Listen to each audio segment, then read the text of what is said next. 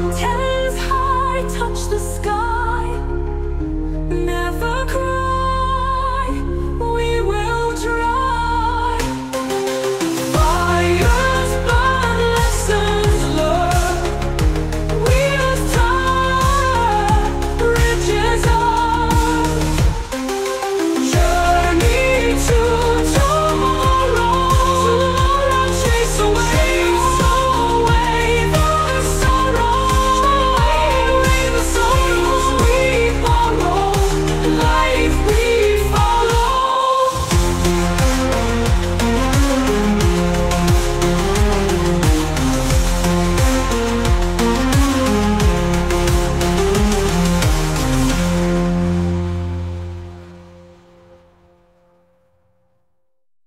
Bonjour à tous et bienvenue à notre chaîne. Aujourd'hui, nous allons explorer les vies et les œuvres fascinantes des deux auteurs remarquables, Anton Parks et Anaël Parks. Anton Parks est un écrivain franco-allemand spécialisé dans les cultures de l'Orient ancien. Il est surtout connu par sa série Les Chroniques des Rirkou, où il relate sous forme narrative et avec des recherches détaillées les origines de l'humanité du point de vue des dieux de nos mythologies. Dès l'âge de 14 ans, Parks a commencé à recevoir spontanément des visions cohérentes sur notre passé et les origines extraterrestres, des dieux de nos traditions.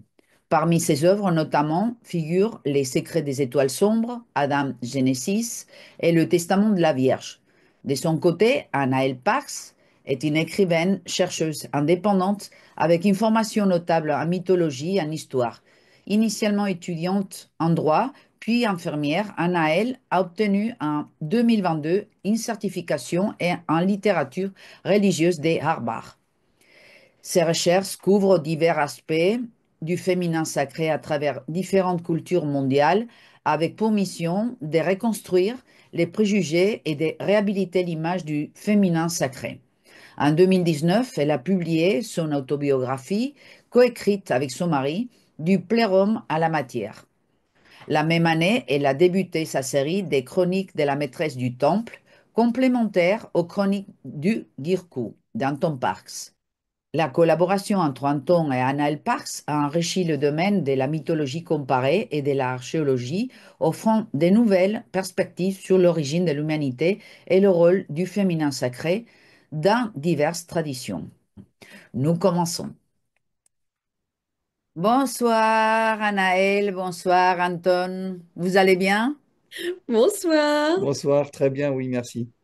Ben, j'avais très envie de vous inviter dans mon programme parce que, comme je racontais avec Anaël que j'ai eu l'opportunité de parler auparavant, en Espagne, Anton, il est très connu. Et Anaël, évidemment, vous êtes mariée, il faut le dire, parce qu'il y a sûrement des gens qui ne savent même pas que vous êtes mariée. Mais elle est écrivaine aussi déjà depuis longtemps. Ça fait combien de temps, Anaël? Tout à fait. Je suis publiée depuis 2019. J'ai eu la grande joie d'être publiée chez le même éditeur, édition Nouvelle Terre en français et édition Ishtar, Ishtar tout court, Ishtar tout pardon, court, les ça a éditions changé. Ishtar en espagnol. Tout à fait. Oui, ok. Donc, on va commencer par Anton, qu'on te connaît un petit peu plus. Anton, raconte-nous comment ça a commencé cette aventure pour toi d'écrire toutes ces chroniques. Là, j'ai trouvé juste un livre, j'en ai d'autres de toi, mais je les ai laissés dans un autre endroit parce que là, je suis chez ma mère et il n'y avait pas de place. Et raconte-nous, qu'est-ce que ça veut dire ces chroniques des Guircou? C'est quoi Guircou? Comment ça a Gnir- commencé l'histoire? C'est Gnirkou en fait. Nirkou, Gni, ouais, Gnirkou. Bon, ça a commencé il y a longtemps, quand j'avais 14 ans, c'est l'âge où j'ai commencé à avoir des visions. Et bon, ça a été un peu compliqué pour moi de gérer toutes ces visions et je les ai un peu gardées pour moi pendant un moment. Ensuite, j'ai fini par en parler à ma sœur qui en a parlé à ma mère. Voilà, on était assez proches, enfin, on est toujours assez proches avec ma sœur. On a vraiment grandi ensemble, on n'a que 2 ans et demi d'écart à peu près. Et, mhm, et donc, voilà, ça a été assez compliqué dès le départ, dans le sens où bah, les visions, je me retrouvais dans des scènes, on va dire, épiques. ancestrales. Enfin, déjà, il m'a fallu du temps pour comprendre que c'était le passé, parce que il y avait quand même, c'est un peu un mélange de d'ancien et de moderne, on va dire. Donc, difficile au tout début, quand on reçoit ce genre de vision, à comprendre où on se situe, puisqu'en fait, on n'a aucun repère. Et en fait, au bout de quand même d'une petite année, j'ai compris que c'était probablement plutôt le passé. Et il faut savoir que toutes ces visions, je les reçois dans le désordre. Donc après, à force d'en recevoir, on commence à comprendre toute l'histoire, mais il faut quand même bien 2, 3 ans pour vraiment commencer à comprendre de quoi il s'agit.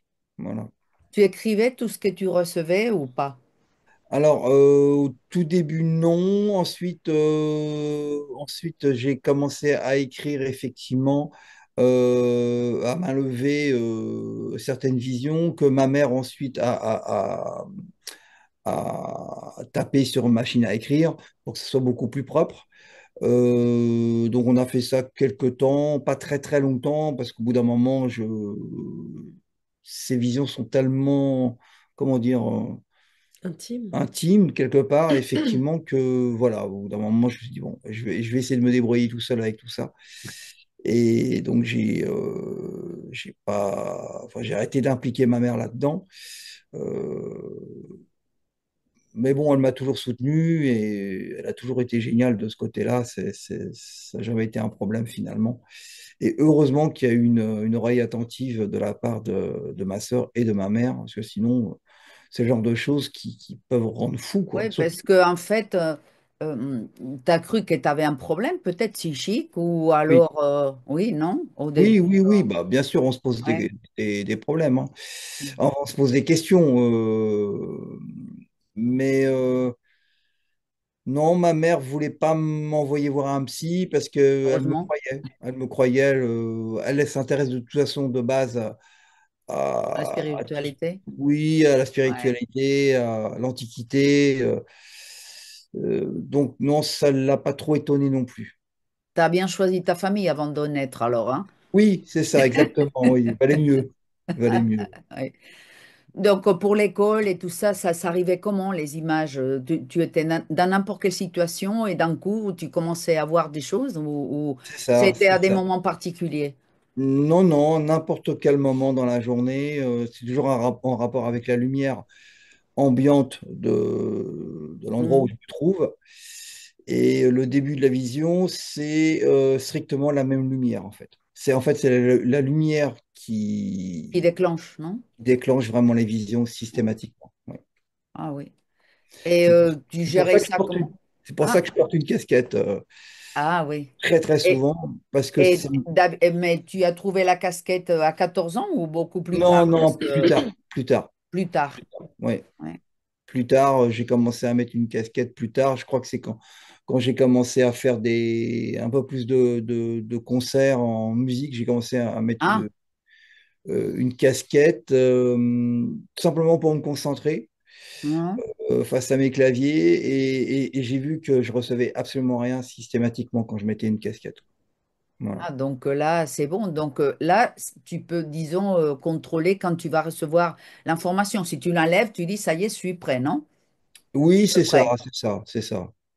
Ou Mais alors, il faut que tu mets une lumière particulière ou une ambiance non, particulière. Non. non, non, non, vraiment, c'est peu importe. Ça arrive vraiment à n'importe quel moment dans la journée, donc on peut pas prévoir quand ça arrive. Il peut y avoir des journées complètes où il se passe rien, et puis subitement le lendemain, je vais recevoir 3 visions, quoi. Et 3 visions, quand je parle de 3 visions, certaines Mhm. sont, sont assez longues. Enfin, en tout cas, telles que je les vis intérieurement. Apparemment, c'est 2, 3 secondes d'absence. Ah oui. Mais pour moi, ça dure 20 minutes. Ah Bah, pour oui. le livre de Nouréa, ça a duré plusieurs heures. Donc, voilà. Plusieurs heures. Oui. Et d'ailleurs, tu as changé un peu, non? Ou ça dépend le pays. Tu as la première page, elle est différente dans ça dépend le pays, Oui, non? la première édition était différente. L'image Ouais, était différente. On il me voyait un semblait. œil de reptilien. Ah oui. Et puis Très bien. la nouvelle édition qui a été reprise par mon éditeur, on a voulu changer la couverture. C'est Gaïa qui a fait cette couverture et Mhm. qui m'a autorisé à l'utiliser. Voilà. Et donc, à quel âge vraiment tu t'es mis, tu as dit, bon, mais c'est bon, j'accepte cette situation, c'est pour quelque chose, je vais commencer à écrire. Oh, il m'a fallu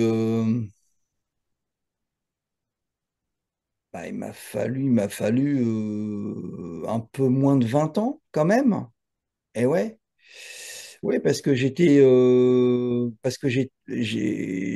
tout à fait, enfin, j'ai vraiment embrayé assez rapidement dans tout à fait autre chose, à savoir la publicité. J'ai démarré en 84 dans la publicité. Mhm. J'ai reçu mes visions en 81. Donc, du coup, voilà, j'ai travaillé dans la publicité pendant 5 ans. Ensuite, j'ai embrayé sur le Virgin Megastore des Champs-Élysées où je vendais de la musique New Age. Je Mhm. m'occupais du plus grand rayon de musique New Age sur les Champs-Élysées, donc au Virgin. C'était une époque incroyable. Et par contre, effectivement, courant de l'année 2000, j'ai quitté mon travail au Virgin pour me lancer dans l'écriture, quoi, pour vraiment commencer. C'est quoi le déclic? Tu as dit, là, c'est bon. Tu te souviens? Alors, c'est pas un bon exemple, mais je me suis retrouvé un jour dans un parc et j'ai lu La prophétie des Andes, livre dont on parlait beaucoup à l'époque. Et j'ai lu les premières pages de ce livre. Alors, j'avoue que j'ai pas vraiment accroché, mais j'étais sans doute pas dedans non plus. Et je me suis dit, bon, si ça c'est un best-seller, franchement, je pense que je devrais quand même essayer. Je peux faire mieux. Bah, mieux, non, j'ai pas du tout cette prétention parce que c'est un véritable best-seller. Prophétie des Andes, voilà, on en parle encore aujourd'hui. Il y a même eu un film, je crois. Mais non, je me suis dit, bon, voilà, si ça a marché, en tout cas, si ça a intéressé des gens, il n'y a pas de raison que moi, j'y arrive pas. Donc, je me suis lancé. Et puis, c'était vraiment, voilà, un moment où je me suis retrouvé aussi dans ma vie, avec ma vie qui changeait. J'avais vécu pendant 18 ans avec la même personne, ma vie changeait complètement, je changeais de métier, je me retrouvais à devoir même presque acculer contre, contre un mur, en fait, quelque part, de problèmes, en fait, On t'a existentiels. poussé, en fait. Je me suis retrouvé à devoir Ouais, même presque être obligé d'écrire, parce ouais, que on t'a ça poussé. prenait tellement de place dans ma vie, Mhm. ça me, ça, ça posait tellement de problèmes, même dans ma vie que je vivais et que j'ai vécu pendant longtemps avec cette personne, Elle ne que comprenait pas, peut-être, non? ben non, elle ne comprenait pas. Chose que je peux comprendre, mais bon, voilà, faut vraiment tomber sur une personne Comme comme elle Anaël, qui hein. reçoit aussi des visions Ouais. pour que ça soit bien compris et intégré, Ah parce que oui. sinon, je comprends que ça soit difficile à comprendre. Ouais, mais m'encourager, hein, tous les deux, hein. Oh, oui. Oui, oui, Oui, Ouais. heureusement. tout à fait. Donc là, euh, l'idée de chronique, c'est par rapport à quoi? Tu avais déjà dans ta tête qu'il y allait avoir plusieurs livres. Tu en avais pour plusieurs livres, oui, parce que tu as le... Oui, Oui. oui, oui, en fait, naïvement, je pensais que tout rentrerait dans 3 livres au début.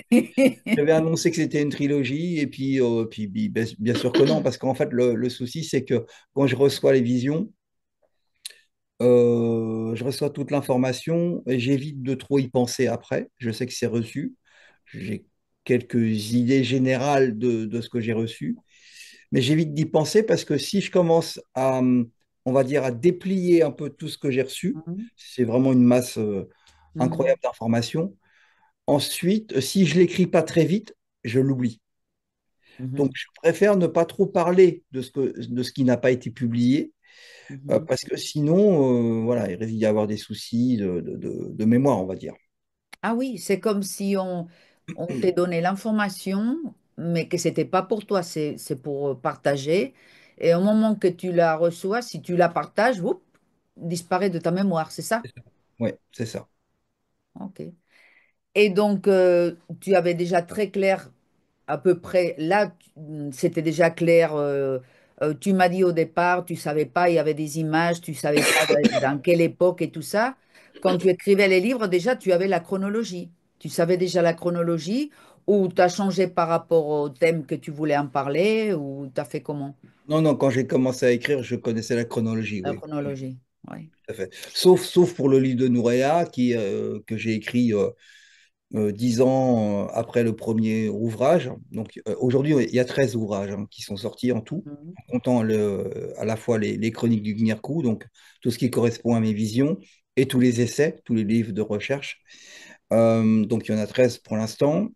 Mais oui, je connaissais la chronologie, oui, bien sûr. Et c'est important quand tu dis, je reprends tes mots, Eva, Oui.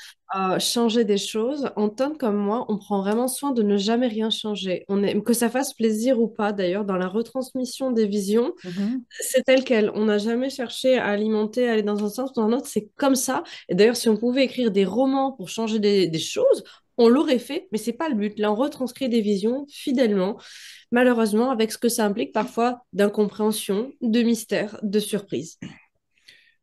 Oui, parce qu'on n'a Oui, mais pas. c'est l'honnêteté, ça. Mm, Oui, bien sûr, mm. mais c'est vrai que C'est pas contrôle. écrire, en tout cas pour moi, les chroniques, c'est une énorme contrainte parce qu'effectivement, je ne suis pas maître de ce que j'écris. Mhm. Il y a plein de scènes que j'aurais écrit différemment. Certains personnages n'auraient pas Mhm. pris ce genre de décision qui finalement va aboutir à une catastrophe, etc., etc. Donc, j'aurais fait tout à fait autrement, mais bon, c'est figé.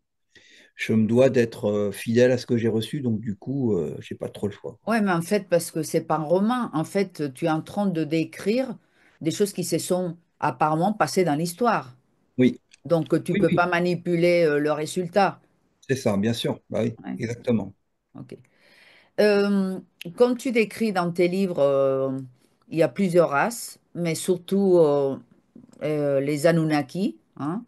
Mais là, tu donnes des noms, Gina, bon, je sais pas comment on dit exactement en français, Ginaboul, les Kingu, Inamoul.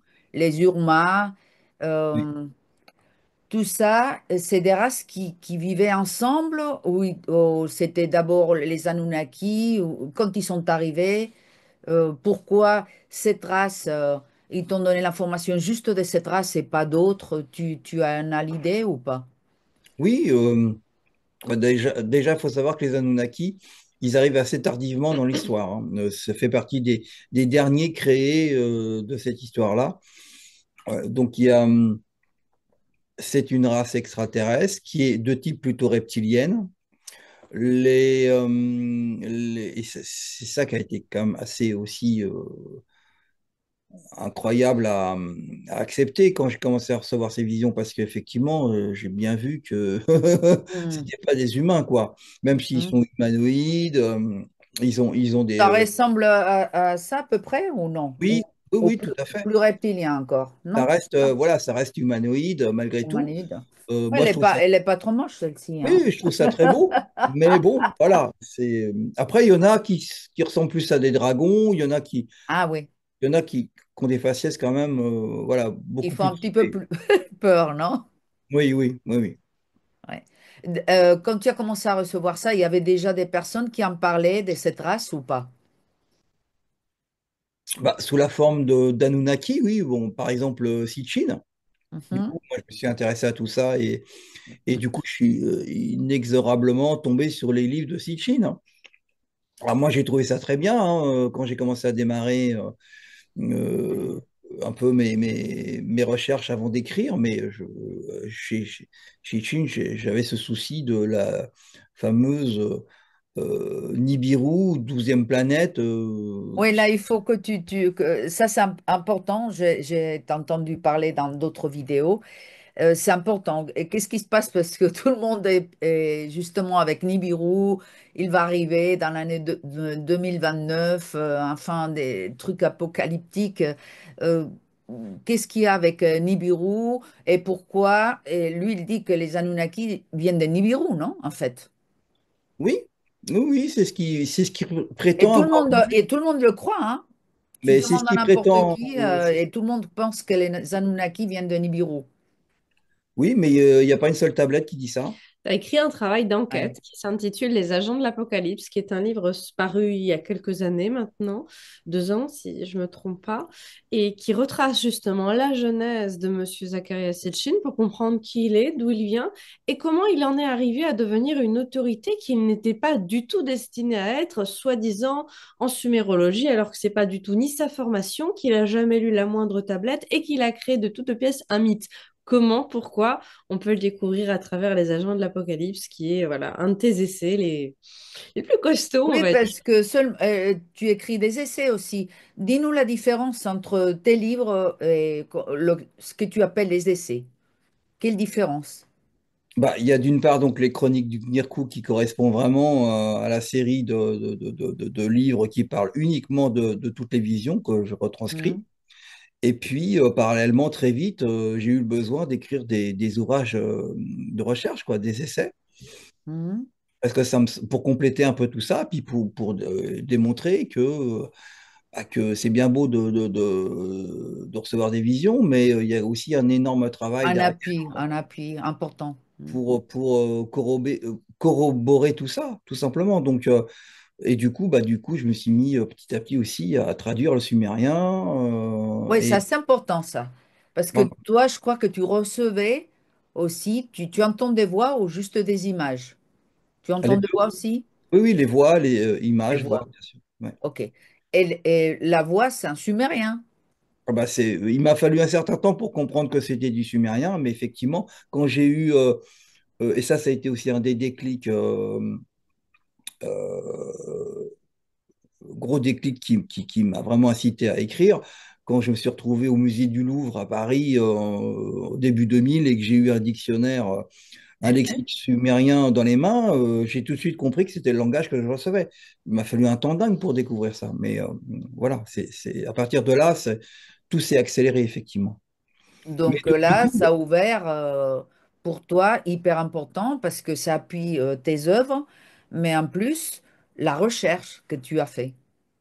oui, tout à fait. Donc du coup, je traduis assez régulièrement des textes sumériens, donc comme par exemple dans Éden, le livre Éden, où j'ai traduit d'anciennes tablettes qu'on a trouvées à Nippur et qui racontent la version du Du Jardin d'Éden, paradis. mais version sumérienne, donc beaucoup plus ancienne que la Bible. Et c'est très important de préciser qu'Anton Parks lui met en perspective ses traductions pardon, avec celles qui sont faites par d'autres sumérologues.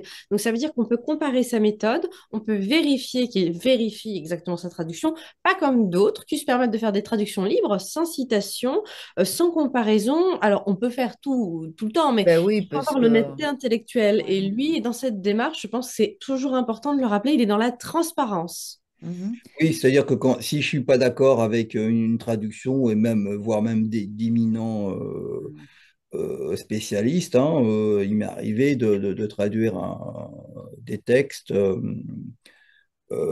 et de comparer ma traduction avec celle de Kramer, avec celle de Jean Bottero, qui sont des grands spécialistes là-dedans, et puis de donner la mienne humblement, sans prétendre que c'est la meilleure, mais j'explique pourquoi en fait je ne suis pas d'accord et pourquoi il y a des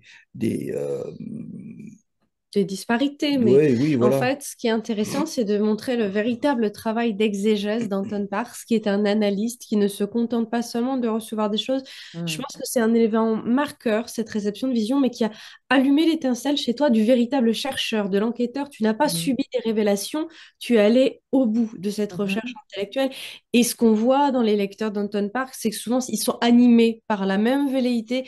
Et en fait, c'est ce qu'il y a de Mhm. beau avec la connaissance, c'est comme la lumière d'une bougie, elle ne s'amenuise pas même quand on la transmet. Mhm. Ben, c'est bien. Et c'est très important ce que tu es en train de dire. Et justement, par rapport à l'Éden, je voulais te demander un petit peu par rapport à mon nom, hein, Eva. Donc, que tu me donnes ta traduction. J'ai entendu dans une vidéo, mais j'aimerais bien l'entendre de nouveau. Ça veut dire quoi pour toi, un sumérien, Eva? Eva, ah ben et c'est demeure. Eva, c'est la connaissance. Demeure de la connaissance. Donc, tout ce qu'on nous a raconté, ça n'a rien à voir. Et c'est bien elle qui a la connaissance, c'est bien elle qui effectivement va être en contact avec le serpent. C'est ce qui est exactement, et c'est écrit tel quel dans les tablettes sumériennes. Euh, Le et serpent étant, c'est les Enki, Anunnaki. Ah, c'est Enki. Enki. Enki.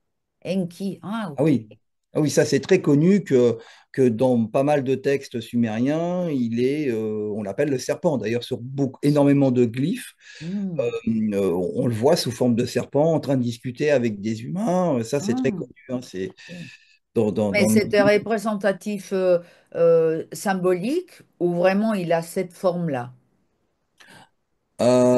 C'est Euh, une métonymie pour le désigner dans son aspect reptilien. Il y a un oui, tabou dans la culture mésopotamienne, on ne doit pas parler de l'apparence des dieux. Elle est taboue. On parle Ah, même de la lumière ou de la splendeur divine. Donc on parle de leur aspect de serpent, mais jamais en les traitant de dragon ou de choses comme ça. Ce serait considéré comme un outrage. Pour poursuivre ce que vous disiez, qui est vraiment passionnant sur l'aspect de la Genèse et du Jardin de l'Éden, il faut comprendre que ce n'est pas un mensonge. Ce qui est arrivé dans la culture judéo-chrétienne, c'est le même ferment de texte. Et c'est là qu'on voit la puissance de la spiritualité humaine, des milliers d'années de transmission, hmm. mais certes la métamorphose qui a servi certains États qui ont voulu rendre inférieure, pour tout un tas de raisons, la femme, alors que dans le corpus mésopotamien originel, c'est la femme la récipiendaire de la connaissance, c'est l'initié ultime en contact avec les dieux.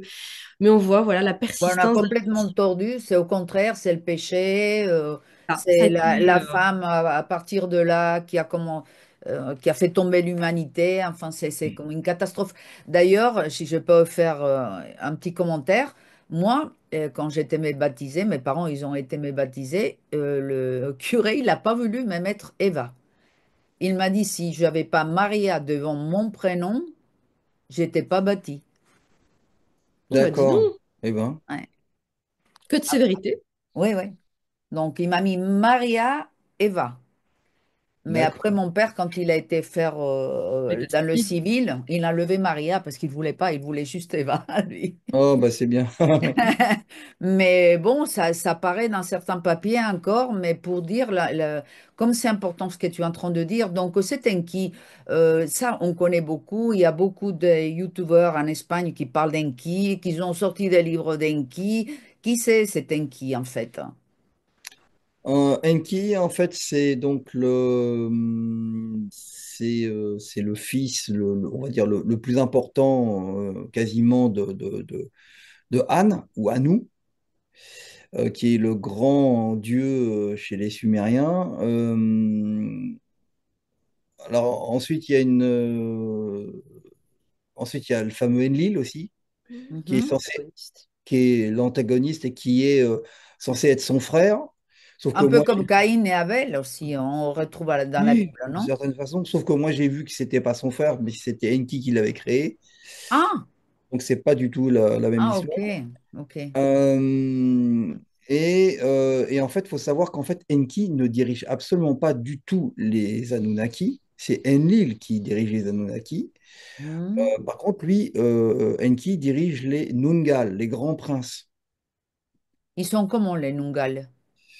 Alors, les Nungal sont, on va dire, des reptiliens plutôt à la peau blanche, donc ils nous ressemblent assez, on va dire.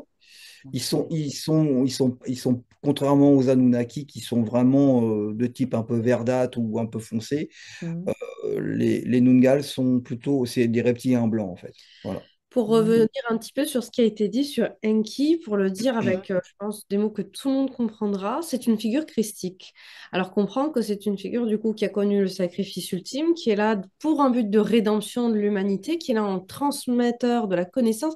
Et ce qui est magnifique et que j'arrive à démontrer dans la déesse cachée, c'est de montrer qu'il existe des traces particulièrement reculées de ce culte dédié à Enki. Enki, il est associé bien sûr à la Mésopotamie, mais si on refait par statistique l'origine essentielle de ce mythe, on peut remonter jusqu'à moins 40 000 ans, ce qui est absolument énorme. Et on voit, avec l'impact de l'arrivée de ces, entre guillemets, dieux sur Terre, l'essaimage de cette figure, voilà, christique avant l'heure. C'est un dieu exceptionnel parce qu'on sait que c'est un dieu bienveillant. Quand on regarde la structure du panthéon mésopotamien, c'est pas du tout l'archétype divin. L'archétype divin, il est querelleur, il est mauvais, il est pas bon envers l'humanité. Enki, Hmm. c'est une exception, c'est un dieu de Parce bonté, qu'en un dieu. fait, ils sont arrivés quand pour nous? Il y a 300 000 ans. Et Enki, il était déjà là, Oui. mais ils vivent combien de temps? Ah, bah, ils vivent très longtemps. C'est pas compliqué. Enki, il est arrivé donc il y a à peu près, et il a été créé en même temps, donc il y a à peu près 300 000 ans. Pourquoi 300 000 ans? Parce que on détermine que c'est le moment où apparaissent les premiers Homo sapiens, 300 000 ans. Mhm. Si cette date devait changer, bah, pour moi, la date de l'arrivée des Anunnaki changerait également, du Mais il ne coup. peut que reculer. Oui, ok. Donc voilà, c'est vraiment déterminé avec l'apparition de l'Homo sapiens, parce que l'Homo sapiens, c'est quoi? Bah, c'est l'ouvrier des Anunnaki, hein. Quand ils arrivent, qu'est-ce que font les Anunnaki? Effectivement. Et ça, par contre, Sitchin l'a très bien expliqué, hein. Il n'a Mhm. pas raconté que des bêtises concernant Nibiru. Alors, je Mhm. précise pourquoi, parce que, excusez-moi, je n'ai pas Oui, trop précisé tout à l'heure. Je précise pourquoi. Nibiru. Voilà, concernant Nibiru, je ne suis pas d'accord. En fait, il n'y a aucun texte sumérien qui dit que les Anunnaki Arrive vivaient à sur Nibiru. une planète qui s'appelle Nibiru. Aucun texte. Mhm. Aucun. Zéro. Mhm. On Ok. soit tous bien d'accord. Mhm. En fait, c'est une invention de Sitchin. Il a décidé de. Voilà, alors effectivement, il y a bien La mention du terme. la mention de Nibiru dans quelques tablettes astronomiques. On ne sait officiellement pas très très bien ce que c'est. Enfin, tout le monde n'est pas tout à fait d'accord, si ce n'est que quand même pas mal de spécialistes pensent que c'est simplement une phase de Jupiter, donc Ah, planète Jupiter, qui bouge d'une certaine façon, une phase de hein. Jupiter. Et donc Jupiter se met dans la position Nibiru. Voilà. C'est ce que tout le Donc, monde... rien à voir avec 3600 ans. Ah non, rien. Non, ça, non, non, non, rien Non, du non, tout. non, non. Non, non. Alors, maintenant que je ne suis pas contre l'idée qu'il y ait éventuellement une planète qui revient tous les je ne sais pas combien, mais ça, Ouais, cette planète, on l'appelle la planète X et on la recherche depuis plus de 100 ans. ouais. Donc, en fait, Donc, Sitchin n'a rien inventé. ouais, Il n'a fait que reprendre un ouais. thème connu ou peu connu, Ouais, mais donc, on ne sait même pas si elle existe à la planète X, en fait. ben, on sait qu'il y a des perturbations, effectivement, au-delà de Jupiter. On sait qu'il y a des perturbations. Ouais. Et donc, on ne sait pas si c'est plein de planètes qui ressemblent un peu à Neptune, ou, voilà, Mhm. ou si c'est vraiment une planète qui passe de temps en temps, effectivement, et qui perturberait le système solaire et qui passerait tous les je ne sais pas combien. Mais ça, cette idée-là, elle est connue bien avant Sitchin. Voilà, mais tout le monde en parle, tout le monde est sûr de ça. C'est Donc, incroyable, hein. Sitchin, lui, n'a Comme fait ça que se reprendre propage, hein. ce thème cher aux, aux astronomes qui cherchent constamment et depuis plus de 100 ans cette fameuse planète X, on l'appelle comme ça encore aujourd'hui. Et, euh, et lui, bon, bah voilà, il a juste vu la mention Nibiru, voilà, il a mis les petits wagons les uns après les autres, et puis il a inventé son histoire. Après, bon, Ça l'a arrangé, d'autres l'ont répété, comme tu le soulignais tout à l'heure, c'est un mensonge qui s'est amplifié par Ah oui, répétition. oui, oui, oui, tout le monde est sûr de ça, hein. Dans ce milieu-là, et Donc, c'est c'est là bien. tout l'intérêt d'Anton Parks. Anton Parks se source, Anton Parks se démontre. On peut être en désaccord avec lui, mais au moins on peut avoir une discussion intelligente. Sinon, beaucoup d'auteurs sont dans une répétition non sourcée. Du coup, bah, c'est l'homme qui a vu l'ours, et puis après, ça s'enrichit. Le récit, voilà, prend des proportions. Mhm. Soyons toujours vigilants des informations dont nous faisons le vecteur, parce que dans un milieu aussi sensible que celui, on va dire, du mystérieux auquel on adhère, toi et Mhm. moi, il faut toujours être prudent. Oui, en Sinon, plus, ça enlève crédibilité aussi, hein. non, voilà. mais Alors, ce que ouais, j'explique très clairement dans l'ouvrage, qui n'est pas encore publié en espagnol, Les agents. Les agents de l'Apocalypse, en fait, Zacharias Sitchin, c'était un agent du Mossad. C'était ça son vrai métier. Et ça a été ça pendant très longtemps. Et une des choses les plus incroyables qu'il ait pu faire, c'est grâce aux États-Unis et grâce du coup bah, à la mort de JFK et grâce au président qui lui a succédé, Johnson, et grâce à la CIA aussi avec qui il travaillait, Mhm. il a pu apporter énormément d'armement à Israël et ça a permis à Israël de gagner la guerre des 6 jours. Voilà une des grandes choses incroyables qu'a fait Sitchin et qui n'est pas connue.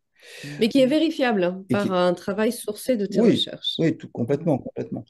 Il avait une entreprise à cette époque-là où effectivement il était dans les cargos avec un très Donc bon ce livre, il numérique. faut qu'il sorte en espagnol, c'est pas possible. Ah oui, oui, oui, bah, j'espère bien. J'espère bien que l'éditeur va le Ah oui, sortir. oui, bien sûr.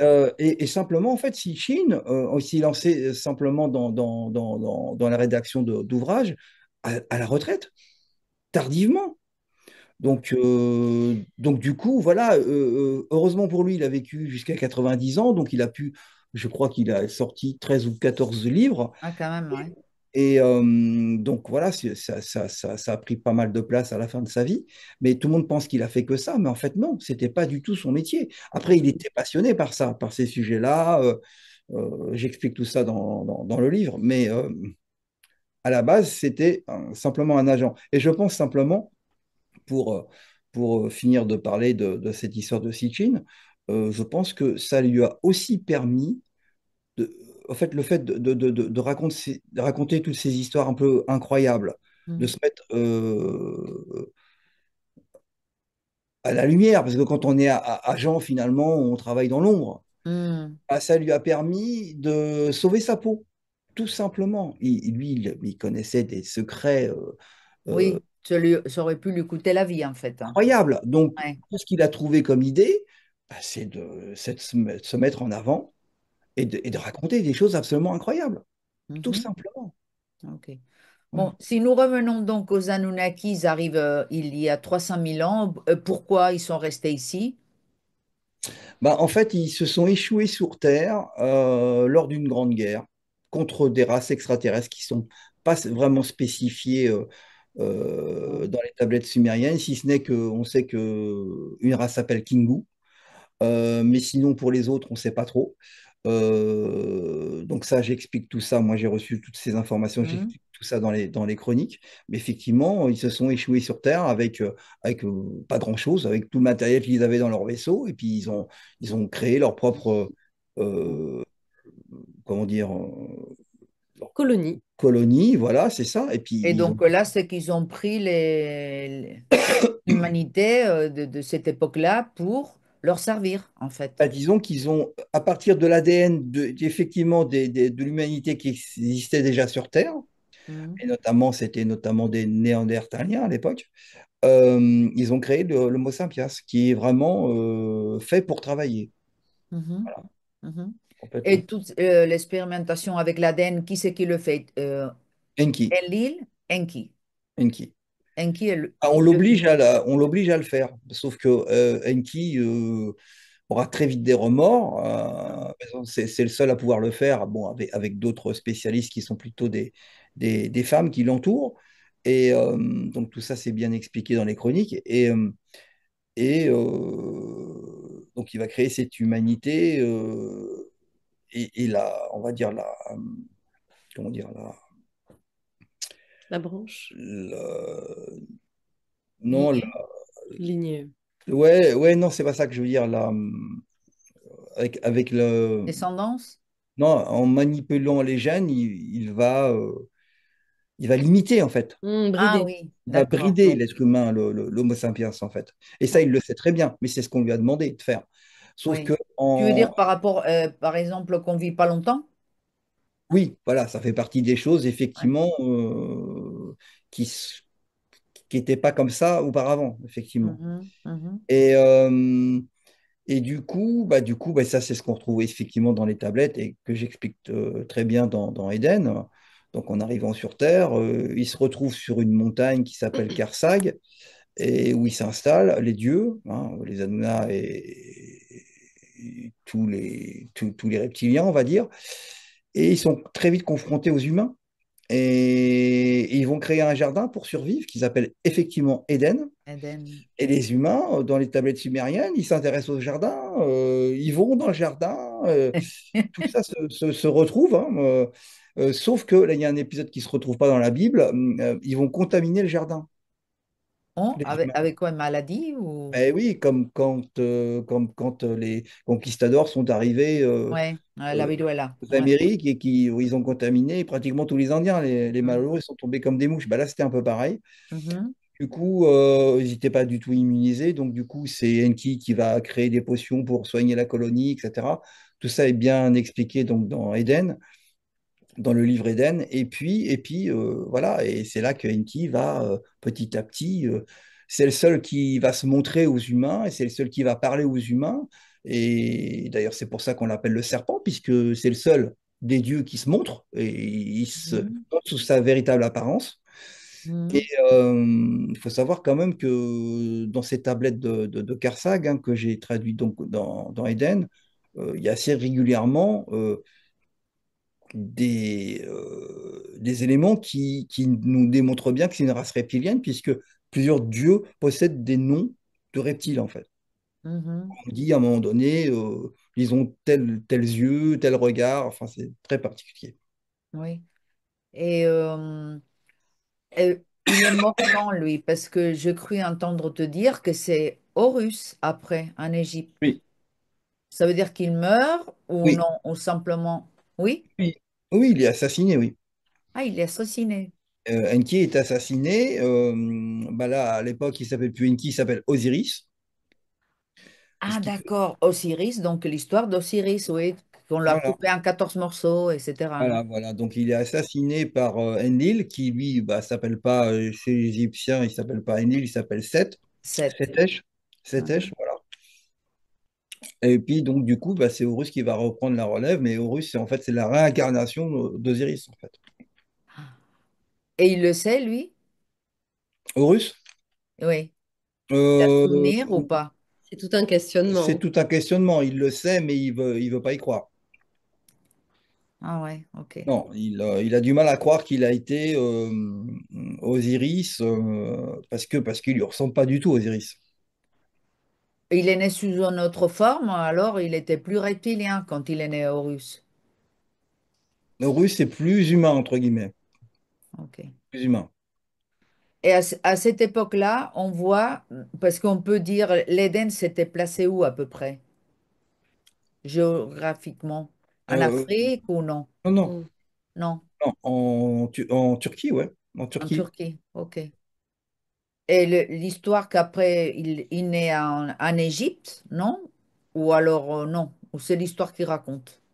Si, si, Horus est bien né en Égypte, oui, bien sûr, tout La à fait. colonie originelle a essaimé, en a créé d'autres. C'est comme ça aussi qu'il y a eu la colonie de l'Atlantide, notamment. Et qu'ensuite, bah, il y a eu ce qu'il arrive toujours quand on crée plein de petites provinces, des combats entre les provinces et les camps adversaires, ceux gérés par le clan d'Enki et ceux qui étaient plus gérés par le clan d'Enlil, tout Ouais. simplement. En fait, tu as aussi les mêmes visions. Raconte-nous un peu comme ça s'est passé pour toi, beaucoup plus petite, je crois. Tu as commencé. Alors, mes visions, je les ai reçues. En fait, je suis arrivée avec. J'ai commencé à les revoir assez régulièrement à un âge très tendre, vers 4 ou 5 ans. J'en ai tout de suite parlé à mes parents, qui ont trouvé ça très, très amusant. J'ai eu la chance d'avoir des parents très accueillants. Je trouve juste mes histoires sympas. Arrivée à l'adolescence, je me dit, mais il faut que tu les écrives. Je l'ai fait. Et après, je les ai mis de côté. Je me dis, qu'est-ce qu'on peut bien faire d'une chose pareille? Il s'est trouvé qu'à 18 ans, j'ai découvert les livres d'Anton Parks. Alors, on pourrait croire que je me suis réjouie, pas du tout. C'était un épisode affreux, puisque je me suis dit, il y a quelqu'un dans ma tête qui sait tout. Et là, c'était vraiment effrayant, parce que je me suis dit, quelqu'un me juge, quelqu'un sait à quel point cette histoire horrible est là, gravée. Il a fallu quelques années pour que je me rapproche d'abord des lecteurs d'Anton Parks, parce que j'étais modératrice sur son forum, puis ensuite son cellier d'amitié. Et beaucoup plus tard, quelques années plus tard, après avoir été amis de nombreuses années, finalement nous nous sommes rapprochés, enfin nous nous sommes mariés et Oui. nous avons fondé notre famille ensemble. Donc oui, ces visions m'ont mené loin, viennent de loin et m'ont mené loin. C'est pas fini. Donc, mais c'était complémentaire ce que tu recevais toi. Raconte-nous ça parce que c'est très important. Merci de m'aider à apporter cette précision. En effet, si Anton Parks a reçu les visions du côté positif et bénéfique, que ce soit Namu ou Enki, moi, c'est à travers le personnage d'Inanna Ishtar et donc après toutes ces déclinaisons futures que j'ai reçu ces Oui. visions. Donc nécessairement, on pourrait dire que c'est le camp des méchants. Inanna, dans les débuts de sa jeunesse, c'est une très grande partisane d'Enlil. Donc, il faut comprendre que l'intérêt, en plus de la rencontre de nos deux points de vue, c'est de réunir ce qui s'est passé des deux côtés, des deux clans, pour comprendre quelle est à la fois leur dynamique, les enjeux et quelles ont été les raisons peut-être de leur guerre et de leur déclin. Mais en plus, ce que je ressens, c'est comme que lui, il a plus, euh, il retransmet l'énergie masculine et toi, tu retransmets l'énergie féminine, non? C'est tout à fait ça. Donc, oui, Exactement. oui, c'est complètement complémentaire, hein. Impeccable, oui, c'est tout à fait ça. Je vais laisser Anton se rasseoir. Oui.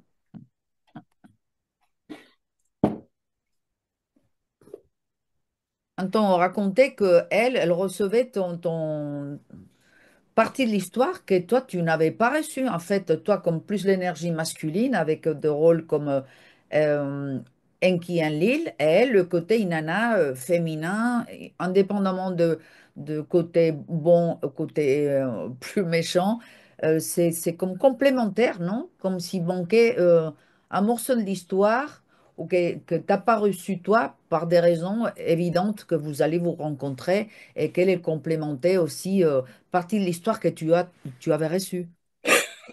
Pardon. Oui, oui, tout à fait. Il faut savoir que elle reçoit donc les visions de Anna, qui est en fait la petite fille d'Enlil.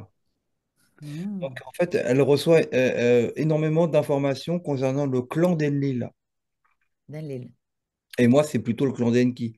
Donc, c'est vraiment intéressant parce que euh, nos chroniques respectives, en fait, s'assemblent. euh, Deux points de vue, et il y a deux points de vue différents. C'est ouais, ça. deux Exactement. points de vue, ouais. Et euh, toi, tu reçois des images aussi en AL, ou tu entends des voix aussi comme Anton, ou ça se passe comment pour toi?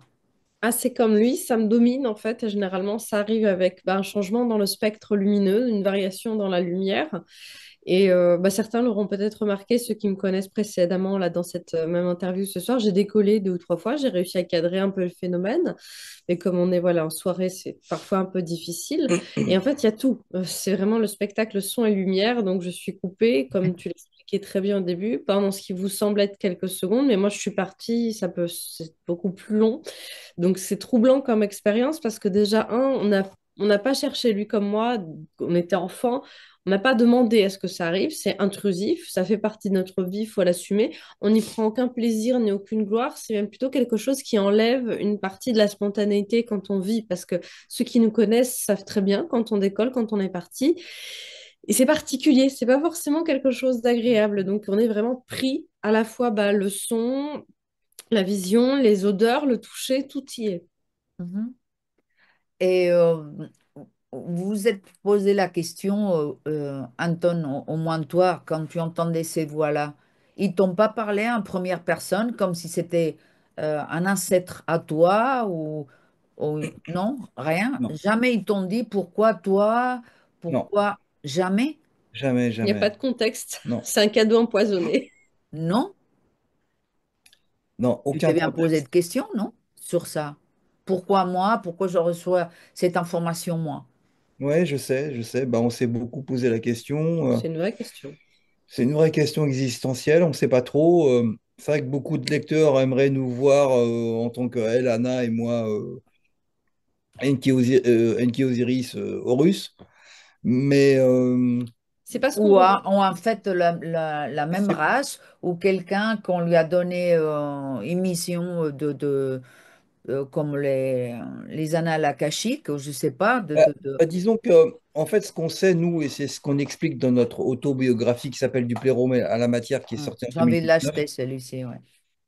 c'est vraiment un livre important pour vraiment comprendre Oui, comment déjà comment on s'est connus, et puis aussi quelles a été nos vies respectives. Et puis comment on travaille aussi. Et tous les choix qu'on a pu faire dans notre vie et tout ce qui nous est arrivé. du pleuron à la matière, tu vas le sortir en espagnol ou pas? Si, non? On espère que l'éditeur le sortira, on espère. Il changera peut-être le nom, ou vous allez garder Peut-être, oui, oui, peut-être, ouais. Parce que peut-être. plérum, en fait, ça veut dire quoi exactement? Bah, le Playroom, c'est... les hauteurs, ce qui est près de la source. ouais, Ok, voilà. à la matière, ok. Voilà. Mhm. Ce qui est Oui, en donc bas. Ouais. là, tu expliques dans le livre, pardon, j'ai coupé. l'idée. Oui, j'explique merde, de quoi on parlait? En Tu fait, voudrais bien savoir pourquoi toi Oui, et c'est le côté archiviste. Oui, oui, le non, tout à fait. régisseur. En fait, ce qu'on dit et ce qu'on a compris, en tout cas, quoi qu'il en soit, nous concernant sans doute par rapport à toute cette histoire et toutes les visions qu'on reçoit, c'est qu'on s'est vus tous les deux séparément et après en se mettant ensemble, on en a discuté. On s'est vus comme des faisant partie, effectivement, ayant fait partie un jour de cette race reptilienne, mais sous forme d'amphibiens plutôt, reptiliens amphibiens. Les néphilines, type les Hmm, néphilines, non, Amphibien, non, amphibiens. amphibiens, il y en comme a les grenouilles, comme des grenouilles. Oui, mais plutôt entre le reptilien et la grenouille. Cette en- espèce cousine du voilà. reptilien et de la grenouille.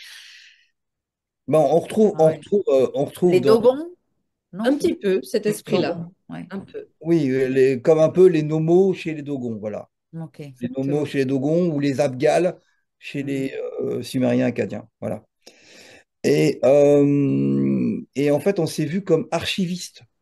On sait qu'on a Ah, manipulé des cristaux ouais. dans une grotte, il y a longtemps, très longtemps, on ne sait pas quand, et dans laquelle se trouvaient toutes ces histoires sur toute cette lignée reptilienne. Mhm. Et c'était notre travail. Et donc peut-être que c'est un rapport, voilà, le fait qu'aujourd'hui on parle de tout ça, ça a sans doute un rapport avec ces cristaux qu'on a manipulés. Et puis, faut savoir que c'est important, que en fait tout ce que moi je reçois dans les chroniques, et à chaque fois que je me retrouve dans un personnage, je ne me suis pas retrouvé systématiquement que dans le personnage d'Enki ou Horus, je me suis aussi retrouvé dans le personnage de sa mère, Namu, Mhm. qui s'appelle Nourea, entre autres, Mhm. parce que ce sont des personnes qui ont manipulé le cristal qui s'appelle Gnirku, voilà, qui se Mhm. passe dans cette même famille de génération en génération, et qui est en fait comme un espèce d'enregistreur Mhm. qui se déploie aussi comme une épée, comme une lame, mais qui permet d'enregistrer. Et ils ont chacun enregistré énormément d'informations dans ce cristal. Et peut-être que voilà, peut-être qu'on a eu un jour une copie de ce cristal, ou je sais pas, ce qui expliquerait pourquoi on parle de ça dans nos chroniques, enfin du moins voilà, pourquoi on a reçu toutes ces visions, quoi. Mais c'est Euh, très important de retenir en synthèse qu'on ne se prend pas pour ces personnages. Notre revendication n'est pas de nous présenter comme tels, parce que je sais qu'il peut y mhm. avoir des incompréhensions, mais on est souvent dans une prise de, voilà, de parole où on le répète. C'est important que ça soit vu, que ça soit compris. C'est pas notre démarche du tout. Mhm. Ce que je pense là, si jamais le mot que tu as dit, Anton, c'est vous avez manipulé un peu, non? L'information là des cristaux. Touché, touché, Girkou. Christo. Oui, on a Manipuler Manipulé dans le seulement? touché, touché, touché. en fait. On les a rangés, il y Ok. avait des milliers de cristaux dans cette caverne, des milliers et des milliers. Ouais. Et Oui, comme si c'était des livres en fait. Ouais. Exactement, c'est la c'était même chose pour eux. une Ouais. bibliothèque, voilà, c'est Ouais. ça. Mhm. Dans une grotte dont une partie était même sous l'eau. Et voilà, donc oui, oui, quand je dis Donc manipuler, c'est l'information, elle est en vous en fait. oui, Oui. oui. L'histoire, c'est pourquoi maintenant? Parce qu'un Enlil et Enki, après Horus, et après quelle incarnation il a eu Horus, ou il continue là, ou qu'est-ce qui se passe avec lui? On ne peut pas dire la fin des chroniques avant qu'elles soient publiées. Hein. Parce que s'il vit tellement longtemps, ben, bon, je sais pas, hein, la façon Horus, peut-être moins, mais donc ça va, hein, tu vas raconter ça? Oui, tout à fait. Ok, ok, très On bien. va la raconter, oui, oui. Et toi, Naël, tu as d'autres livres aussi, sont tous complémentaires à ceux d'Anton ou il y en a qui sont à côté? Parce que je vois, le dernier que tu as fait, c'est sur les ovnis aussi, Tout à fait. oui, Exactement. raconte-nous. Alors, j'ai sorti les trois premiers tomes des chroniques, qui sont des chroniques de la maîtresse du temple, la retranscription des visions que j'ai reçues, complémentaires à celles d'Anton Parks. Là, il en reste au moins deux ou trois autres qui seront publiés au fur et à mesure qu'Anton Parks publie les siennes, parce que moi, c'est déjà écrit. C'est juste qu'il faut que je le publie quand les siennes sont publiées, sinon Ah ben oui, j'avance. tu vas de l'avance, ouais. On a partagé, donc on a écrit à quatre mains du Plérum à la matière, notre autobiographie commune. Ça, c'est voilà, nous deux. Ensuite, mon premier essai, c'est Silphium. C'est un tout petit essai qui retrace l'existence d'une plante qui a permis la contraception chez la femme il y a plus de 2000 ans. Cette plante, elle a plusieurs milliers d'années. Elle a permis la contraception, l'utilisation pour plein d'autres usages médicaux. Elle était d'une culture extrêmement difficile. Elle a été cultivée par des femmes, par des sorcières dans un lieu très protégée. Justement, aujourd'hui, on la trouve encore en Turquie. C'est une histoire merveilleuse et je la recommande à tous ceux qui sont férus de mystique, de féminin sacré, de questionnement aujourd'hui sur En le espagnol, on l'a pas non plus. qui. Vous Si, l'avez? si, Si? Si, Ah, si. ça a été heureusement. publié Il est chez chez Ishtar, Ishtar. ouais, ouais. Il est disponible. Donc, Et le c'est nom en espagnol, oui, vous l'avez. C'est vraiment un très, très bel mais ouvrage. c'est quoi le nom en espagnol, pardon? Silphium. Il est là, il est Alors, là-haut. il est Ben, tout en j'ai pas trouvé, moi, là. pas de souci, Ah, je pourrais te montrer la jaquette. Il est vraiment facile à trouver. Il est disponible dans le commerce en Espagne. D'autre part, il y a aussi La déesse cachée, qui est un ouvrage qui compulse les statistiques de l'ensemble des mythes anciens pour en faire remonter l'origine. L'origine, elle est où? Dans la préhistoire, il y a au moins 40 000 ans, là où on voit les premiers foyers spirituels qui ont essaimé partout dans le monde. C'est la reconstitution des mythes originels de l'homme en lien avec la chute des anciens dieux ou extraterrestres issus voilà, d'un crash tombé sur Terre. On a tout un tas de considérations aussi sur la réincarnation qui a quitté une grande partie des préoccupations monothéistes aujourd'hui et qui était pourtant au ferment des croyances humaines qui datent de la préhistoire. Et enfin, Black Programme qui est là pour faire la lumière sur tout le phénomène OVNI, les mystifications et surtout rapporter un point d'honneur à ce sujet qui est souvent galvaudé avec des preuves à l'appui, encore une fois, des documents déclassifiés. Je sais que beaucoup de personnes et mésinterprètent. un gros livre comme ça, j'ai vu, hein? C'est ça. Un gros livre, ouais. Et il est Beaucoup de mésinterprété, travail ce pauvre derrière. livre. Ah bah, c'est 3 ans de recherche. Ouais, Le beaucoup de tout travail. parti pour démystifier l'interview Lacerta, qui est très connue aussi, sur laquelle donc bah, c'est le fil, le trame conducteur de ce livre. Parce que je constate qu'il y a beaucoup là aussi de personnes qui répètent des informations sans les sourcer. Quand on prend le travail d'enquête à bras-le-corps, on réalise que les choses sont en réalité très simples. Et même quand ça ne va pas dans un sens qui nous arrangerait, comme on est vraiment sans Hmm. compromis, Anton et moi, on met en lumière les découvertes que l'on fait, on ne se cache pas les choses, encore une fois, dans le but de rendre les lettres de noblesse à la discipline là, de l'ufologie pour pouvoir en ressortir grandi intellectuellement. Euh, raconte-nous comment ça se fait. Tu as commencé comme, à étudier droit. Ah oui, sacrée Après, aventure. mais Alors, tu as fait un beau parcours aussi, non? je sors de la Sorbonne, des études de droit, finalement, pour après avoir été infirmière dans les hôpitaux publics de Paris. Après quoi, on l'explique bien dans le plérum à la matière, je me suis retrouvée dans un micmac professionnel terrible qui m'a obligée à prendre la plume pour devenir écrivaine et plus D'accord. tard, enfin, aujourd'hui aussi offrir mes services de médium. Mais c'est vrai que tout ça, c'est la vie, encore une fois, qui m'a forcée. Moi, je voulais juste être avocate, après, je voulais juste être infirmière et la vie m'a dit non, tu ne feras pas. Alors, Exactement je suis... pareil. Je Ouais. sais que tu te retrouves là-dedans, oui. Ouais, exactement pareil. Et raconte-nous le certification de littérature religieuse que tu as eu dans l'université d'Harvard. Tout à fait. Littérature religieuse comparée, histoire de la navigation, histoire de la divination, et je crois pas, il y en a une autre, mais j'en parlerai plus tard, un de ces jours, cette autre certification. Alors, c'est un moment passionnant aussi parce que ça m'a permis auprès de l'université d'Harvard, du coup, en ligne, de suivre un cursus pour affirmer mes spécialisations. Il faut savoir qu'aussi, auprès de l'école des hautes études des langues anciennes de Paris, j'ai pu suivre plusieurs cours, enfin, plusieurs cursus. Et ça, c'est ce qui permet, quand on est déterminé à aller au bout de ces investigations, de pas juste se reposer sur l'aspect révélation et vision. On y tient beaucoup. On ne dira jamais qu'on n'a pas eu de vision. On en est, c'est comme ça, on va pas le cacher, mais on Mm. aime appuyer notre démarche sur la logique, y compris encore une fois quand ça va pas forcément dans le sens de ce qu'on aimerait vouloir se révéler vrai. C'est comme ça. Je vois beaucoup de gens souvent partager des articles sur Internet, y compris quand il n'y a pas de source, parce que ça va dans le fond de leurs idéaux. Sachons raison garder. Pourquoi? Parce que les mystères, tous ceux que nous traitons, les origines de l'humanité, ça mérite du sérieux, ça mérite de la précaution et pas qu'on puisse être montré du doigt par les sciences dites dures, comme si on était des Mm. uluberlus. Voyez par exemple dans Black Programme, donc mon dernier ouvrage, et dans des ouvrages aussi que tu as fait et des dossiers de recherche, de grandes universités comme Harvard, Oxford et d'autres instituts ont des départements qui sont attachés à ce qu'on appelle l'hypothèse silurienne, c'est-à-dire l'étude proprement parlée des reptiliens. c'est quand même incroyable. On vit une belle époque où ça devient une science presque dure. Comprenez qu'il ne faut pas abîmer cet état de fait. Nous devons prendre soin de cette liberté d'expression et y travailler en étant intègre, transparent et discipliné. Et vous, vous êtes contacté, ce qu'on appelle contacté, vous avez eu d'expériences d'OVNI, des choses comme ça?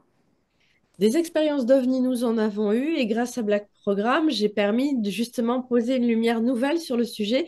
Je veux vraiment bousculer personne, donc je renvoie les lecteurs intéressés à cet ouvrage parce que il en va, voilà, de 3 ans d'enquête pour démontrer la nature de ce avec quoi nous sommes entrés en contact et qui, ben, pour beaucoup, effectivement, est un sujet encore aujourd'hui d'interrogation face aux vagues OVNI actuelles. Mhm. Quels sont vos projets alors en ce moment, Anton? Alors, je suis sur un nouvel essai qui devrait sortir entre la fin de l'année de cette année et le début de l'année prochaine, où là, je traduis des textes égyptiens. J'en dirai pas plus, mais voilà. Égyptien, alors. Oui. Ok. Bah, disons que c'est un travail que j'avais déjà, sur lequel j'avais déjà travaillé en 2013 dans un ouvrage qui s'appelle La dernière marche des dieux, mais voilà, c'est un sujet que je reprends à bras-le-corps et euh, sous la forme d'une étude beaucoup plus poussée, en fait. Voilà. Ok. Vous êtes au courant de la découverte de Corrado Malanga, de ce qu'il a trouvé en dessous des pyramides, ouais, il n'y a pas longtemps. Je te laisse en parler si tu veux. Alors, Eva, est-ce que tu veux que je sois profondément sincère avec toi et Oui, tes auditeurs aujourd'hui? oui. Moi, j'ai eu beaucoup de précautions à mettre parce que bah, d'abord, cette découverte est beaucoup relayée sans source. Une fois qu'on a les sources, on peut constater une certaine partialité, je dis bien une certaine, je ne suis pas géologue, une partialité dans les relevés, et surtout les conclusions qui ont été tirées des relevés de LIDAR. Donc, il faut savoir que enfin, c'est pas du LIDAR, c'est une technologie Non. amalgamée, c'est la tomographie, Doppler tomographie, j'ai oublié l'entièreté de l'acronyme. Il faut comprendre qu'en fait, le taux de pénétration de ces ondes dans la roche est normalement extrêmement faible. Donc, le fait qu'on puisse, sur plusieurs dizaines, voire Pas, centaines de mètres, voir pas plus de 5 au-dessous, mètres officiellement. voilà, me paraît peut-être un petit peu prématuré, on va dire ça comme ça. Pourtant, Mhm. moi, je vais vous le dire, on est très clair avec Anton Parks. Déjà, c'est des visions qu'on a eues. On a vu une énorme ville sous l'actuel plateau de Gizeh, donc on serait ravis de vous dire youpi, on a les preuves, on est les Mhm. premiers à dire youpi. Cependant, voilà, les conclusions me paraissent un peu trop hâtives.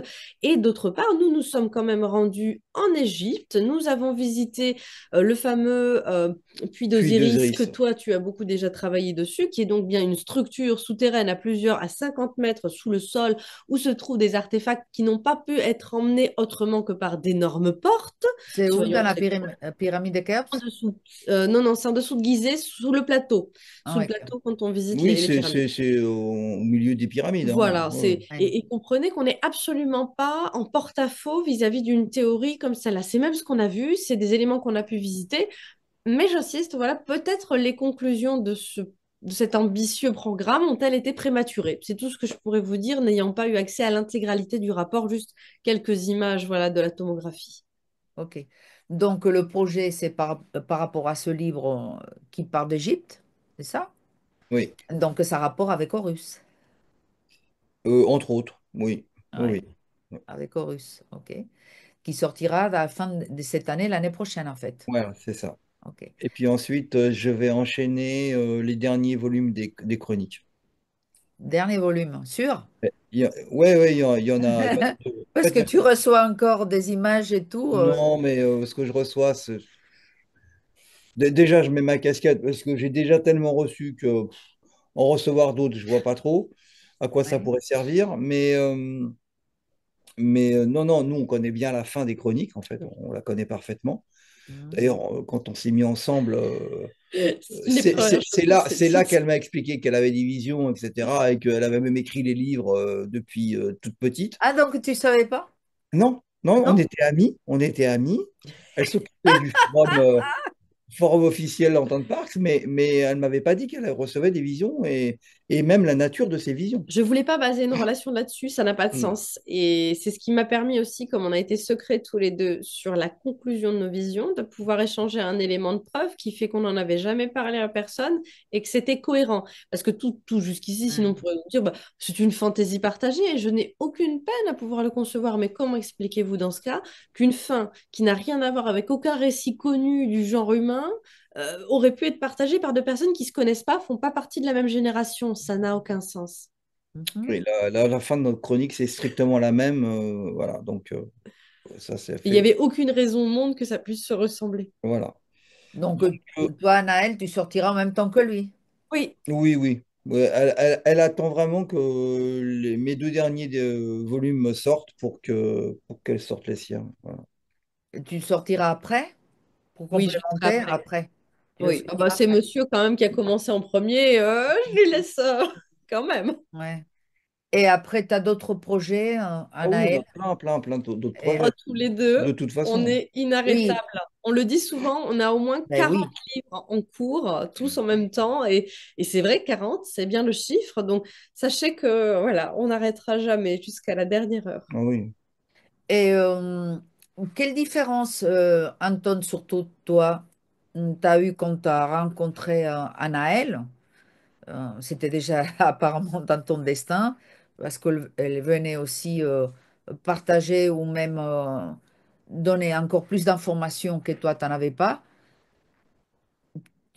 Ça fait quoi par rapport à ton travail? Tu sens comment ça, c'est plus facile le fait de pouvoir partager aussi l'information ou tu sens que c'est plus fluide parce qu'elle, elle est dans la même onde, dans la même oui, histoire que toi. Ah bah c'est réconfortant. C'est réconfortant, mais c'est plus facile Je me aussi à sens l'heure moins d'écrire. seul. Je me sens égoïstement moins seul. Oui. Et avec cette sensation de finalement pas être bête, quoi. Voilà, parce que c'est ce que Mhm. pendant longtemps, j'ai cru que j'étais bête, hein. Je l'explique bien Mhm. dans l'autobiographie. Donc, non, non, ça m'a bien empoisonné, ces visions. Ça a été très difficile. Elle l'a vécu beaucoup plus facilement que moi. Moi, ça a été plus compliqué. Après, on a une différence d'âge et Ah ben, oui, parce que toi, ton parcours, en fait, comme tu dis, complètement solitaire. oui, Tandis qu'elle, à 18 ans, elle a déjà vu que tu parlais des choses pareilles qu'elle elle voyait. Donc, c'est pas pareil, hein. C'est plus un chemin solitaire pour toi, oui, oui, c'est ça. hein. C'est ça, c'est vrai que ça fait bizarre de me dire aujourd'hui, bah, si je m'étais pas lancé, si je m'étais carrément pas lancé dans le vide, quoi, quelque part, puisque je redémarrais ma vie un peu à zéro, bah, j'aurais jamais connu Anaël. C'est ça qui est très étrange, quoi. Et vous avez un enfant maintenant. Oui, il va avoir Oh mon 5 ans. Dieu, qu'est-ce qu'il va voir cet enfant aussi? Ou peut-être pas. Tu souhaites que ça. Ouh, Non? Tu souhaitons-lui souhaites un qu'il voit peu de rien du paix. tout? Ou Un peu pas? de paix. Disons quand même, il nous a un peu expliqué, si, il nous a... Comme beaucoup d'enfants, il a, comme beaucoup d'enfants, et je ne cesserai jamais de le dire, moi qui travaille sur la vie antérieure, des réminiscences spontanées que nous n'encourageons pas, que nous accueillons seulement comme ça. Il nous raconte sa petite histoire, on en prend note, parce que comme beaucoup d'enfants, il arrivera à cette époque où il ne se souviendra pas. Si un jour il nous demande, on sera capable de lui dire, voilà, mon chéri, nous avons pris les notes et voilà ce que tu nous as dit, sans aucun jugement, parce que c'est la parole de l'enfant et je crois que beaucoup d'adultes sont confrontés à ça. On doit l'accueillir et souvent après, il vous pose des questions à 10 ou 15 ans. On dit, mais qu'est-ce que je disais enfant? Bah voilà, on lui ressort son petit carnet, tout Voilà, simplement. on a tout noté, ouais. Ouais. Mais vous n'avez pas envie qu'il suit un peu les mêmes pas, non, pas Libre à particulièrement. lui, totalement libre à Non. lui Il parce que verra c'est bien. une lourde mission et c'est pas forcément que de la joie. Il vaut mieux, oui, vaut mieux avoir son équipier avec soi, sinon c'est pas une Mhm. mission très drôle. Non, mais s'il vous a choisi, c'est pour quelque chose. Je ne pense pas que ça soit à hasard, hein. Ça c'est clair, Parce c'est que c'est évident. deux parents bien particuliers quand même, hein. Oui, Donc Oui, l'enfant, il doit être apparemment. particulier. L'enfant, il doit être particulier. Autrement, c'est Non, pas non, mais à mon possible. avis, apparemment, ça fait un moment qu'il nous a choisis. oui. Anaël, ça, voilà, quand on s'est mis ensemble, on a très vite parlé d'un enfant. C'était plus fort que nous. Parce que j'avais, moi, déjà, d'une part, jamais eu l'occasion. Et, euh, elle m'a expliqué que cet enfant, il était là à attendre le bon moment depuis très longtemps. Il était à tes côtés depuis très longtemps. Il attendait son heure. Et son Et, papa. Oui. et puis et dernièrement, il n'y a pas longtemps, il y a quelques jours à peine, il m'expliquait que j'avais fait telle ou telle chose et qu'il m'avait vu quand il était dans le royaume des morts C'est tellement mignon. et qu'il m'avait vu Ah faire oui? telle ou telle chose. Voilà. C'est adorable. Ben, mais moi, j'en doute pas parce que c'est impossible autrement, c'est impossible, hein. Oui. Parce que, pareil que toi, Naël, t'as dit, tu avais des parents bien accueillants. Lui, au moins, sa sœur aussi, Anton, et sa mère. Mais ce que là, les deux, ben, il faut attendre. Mais à mon avis, Ah, on ne veut pas le conditionner parce que non, c'est non, non, un non, non, pouvoir non, bien tellement sûr. dur. Et l'idée, c'est vraiment de lui laisser tracer sa voie. Ça, c'est très important pour chacun d'entre nous, se sentir Oui, puis libre. musicien aussi, comme le père, non? Tout à fait. Je lui souhaite, c'est un tellement beau moyen d'expression. On verra. On verra bien. Mais au moins, déjà, il commence à avoir aussi des souvenirs, des choses comme ça. Il s'exprime et c'est toujours très bon de savoir s'exprimer et de trouver les bons mots. Je suis admirative, déjà tout petit et voilà, très libre. C'est beau. Et donc, Anaël, toi, les prochains projets après les livres aussi que tu publieras après Anton. Oh oui, oui, oui, oui, j'en ai beaucoup, beaucoup. Et j'avoue que bah, là, c'est surtout, j'espère avoir suffisamment d'une vie pour mener à bien toutes les enquêtes. Mhm. Et toujours côté femme, énergie féminine, tu sens que tu as quelque chose par rapport à ça? Toujours côté mythes ancestraux, mais également très en rapport avec l'époque moderne, donc l'ufologie et les complots modernes. Ça, c'est vraiment un sujet que j'adore traiter, que Black Programme, du coup, a fait émerger et dont je sais qu'il a trouvé son public. Ok. Bon, mais écoutez, je ne veux pas vous retenir plus, hein. C'est très gentil de venir dans mon programme. J'espère, parce que je vais le mettre en espagnol. En français, je vais laisser évidemment, parce que tout le monde vous connaît en France et les gens qui parlent au Canada, ben, enfin, tout le monde vous connaît. Mais en espagnol, j'aimerais bien, Anaël, surtout toi, parce qu'Anton le connaît bien, aussi que tu aies l'opportunité et avec toute l'information que tu as donnée ici aujourd'hui, et Anton aussi, ben, faut pas rater les livres, et il faut parler avec l'éditeur. Je ne sais pas, l'éditeur espagnol qui c'est, hein. Ishtar. Ishtar, toujours, mais c'est le même qu'en France? Non, Non, non, non, en non. France, nous avons Édition Nouvelle Terre Ok. et tout ce qui est espagnol est géré par Ishtar Édition. Bon, mais les amis, il faut partager, s'il vous plaît, parce que ça vaut vraiment le coup. C'est passionnant. Moi, j'ai écouté, bon, j'ai des livres d'Anton gardés. Celui-ci que j'ai acheté l'autre jour, mais je crois que je l'ai avec l'œil. Que j'ai commencé Oui, à oui, lire, oui. je l'avais déjà.